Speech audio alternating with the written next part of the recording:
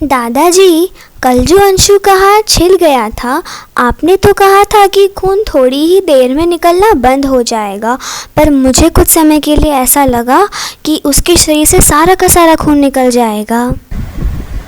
हाँ, मगर हमारे खून में कुछ पदार्थ होते हैं जो खुद ही खून के थक्के बनाकर खूनों का बहना रोक देते हैं। फिर आपने छिले भाग पर एक लेप भी लगाया।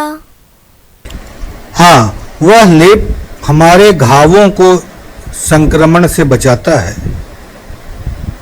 दादाजी, संक्रमण क्या होता है?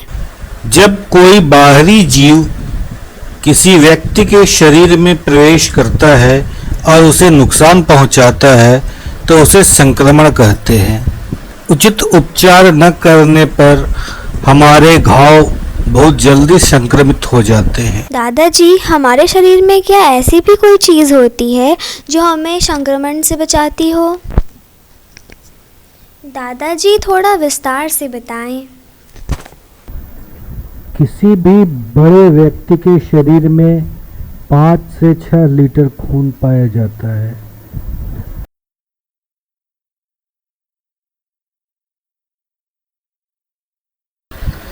रक्त हमारे शरीर के कोशिकाओं में ऑक्सीजन पहुंचाता है, हमें संक्रमण से बचाता है और चोट लगने पर शरीर से अत्यधिक रक्त निकलने से रोकता भी है।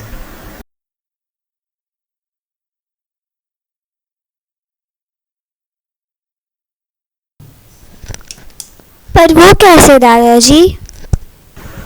हमारे रक्त 4 भागों के बने होते हैं। मगर हमें तो सिर्फ लाल रंग का रक्त ही दिखाई देता है। रक्त का लाल रंग इसमें उपस्थित लाल रक्त कोशिकाओं के कारण होता है।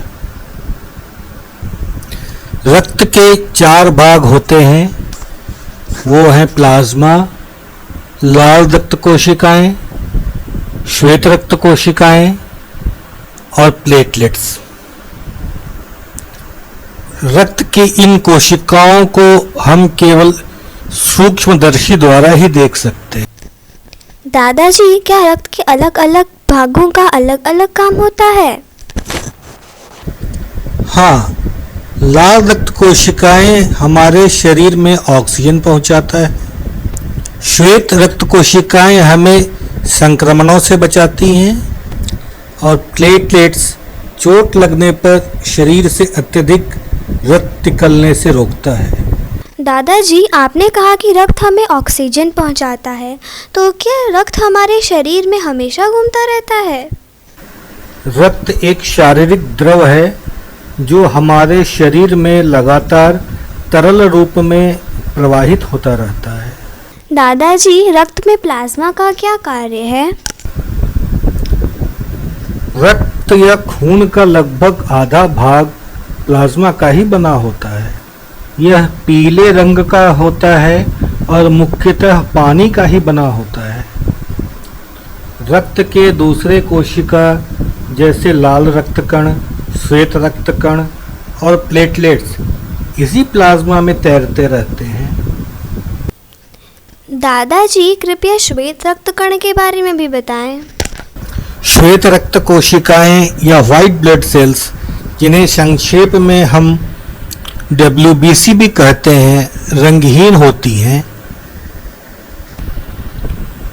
ये अनियमित और परिवर्तनशील आकार की होती हैं, जो अमीबा की तरह अपना आकार बदल सकती हैं। संक्रमण, वायरस और बैक्टीरिया से लड़कर ये हमारे शरीर की रक्षा करती हैं। फिर तो प्लेटलेट्स भी कुछ कार्य करती होंगी। प्लेटलेट्स रक्त की सबसे छोटी रंगहीन कोशिकाएं होती हैं। इनका आकार छोटी प्लेटों जैसा होता है। चोट लगने पर रक्तस्राव को रोकना इनका मुख्य कार्य है। दादाजी, खून का लाल रंग तो RBC की वजह से होता है, तो अवश्य ही सबसे महत्वपूर्ण कार्य RBC का ही होता होगा।